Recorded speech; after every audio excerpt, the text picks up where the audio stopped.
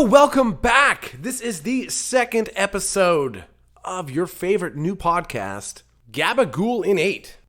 Now, last episode, things kind of got out of hand. Sort of the time sort of started rolling. Didn't see what was going on. Figured we're going to slow it down.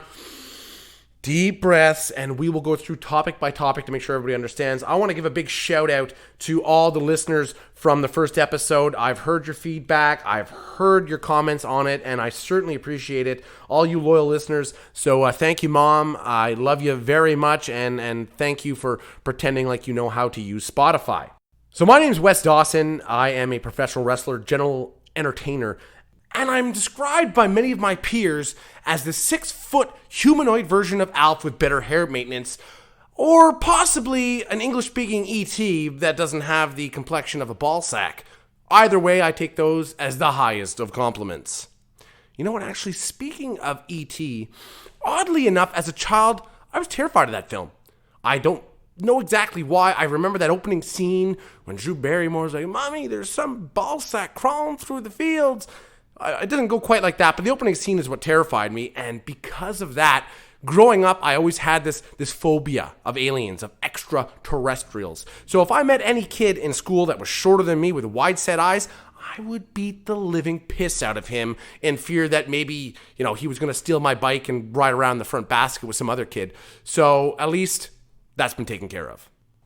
So basically, we're going to follow up on a couple segments that we tried to do in the last episode. I didn't have time to complete, but we'll touch on those. We have some new subjects. I think we discussed child virtuosos slightly in the last episode. Don't like them one bit. If my child is good at anything, I will be sure to stomp that out like a wild bushfire starting a blaze in southern Australia. So don't you worry about that. So basically, we're going to move right into a segment I like to call Good or Bad, or Good and Bad. I don't really have a name for it, as I didn't write any of this content. I basically come here, I read cue cards, I get paid a lofty amount of money, and then I get the F out of here and spend my money on really dumb crap on Amazon. So here we go, Good, Bad. One good thing is certainly the encouragement of creativity online, whether it be with TikTok, which I kind of refuse to embrace, just because I don't know if it's because I'm a young 24-year-old and I'm just too old for this app. I don't quite seem to get it. But it certainly does demonstrate in about 2% of its instances creativity, spontaneity, and a lot of elements that I'm just really proud and very excited to see developing online. The negative, I'm here discussing TikTok, as well as I'm making my own podcast to try and come up with creative content. And like everybody knows, the shortage of podcasts in this world has become a grave issue, and I'm just here to help out, do my part, and deliver some quality audio dribble to get you through, well, obviously a very short lunch break, because typically the episodes aren't much longer than 7 minutes, so you have fun with that. A good is certainly, for many people, a lot more opportunities to be outside, to enjoy the outdoors, to partake in activities or hobbies that you wouldn't ordinarily have time for.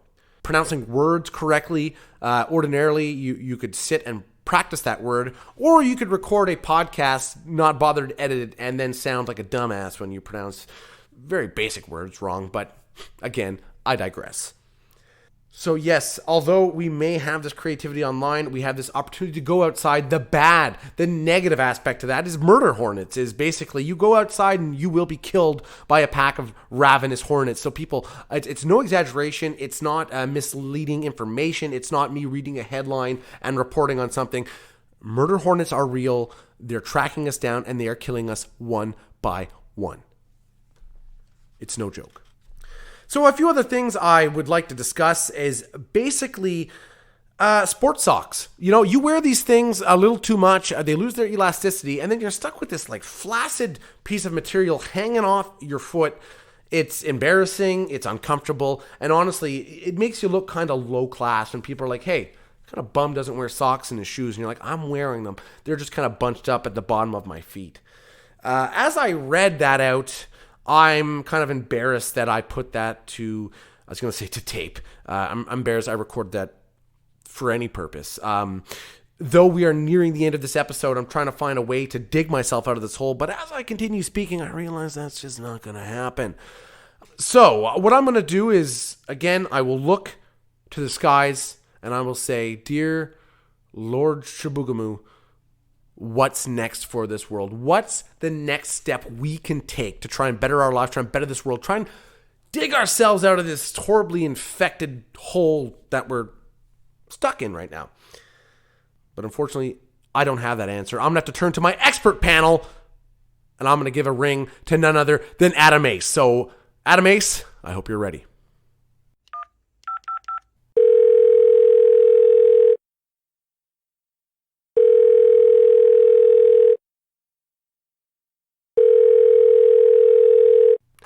Hello? Yes, hello, this is Wes Dawson. I wanted to know. I've told you to stop calling me. How did you even get this number? We needed to know. How did you get this number? I told you not to call me. How? Stop calling me, Wes. Stop it. Okay, I was pretty sure he gave me that number.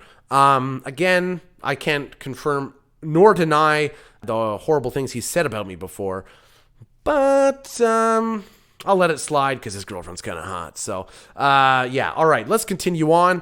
We're going to move on to a subject very dear to me, something that troubles me greatly. I've lost sleep at night. It's honestly ruined some relationships within my own family. People who say ax instead of ask. I want to ask you a question. It drives me fucking mad. Typically, if you don't know what this is, see Judge Judy. And that, of course, brings me to my next point. It's just Judge Judy in general. She is so unpleasant and so judgmental. I can't watch that show without getting really angry. Again, this is information I think the world needs to know, and I'm happy to share it. Thank you for listening.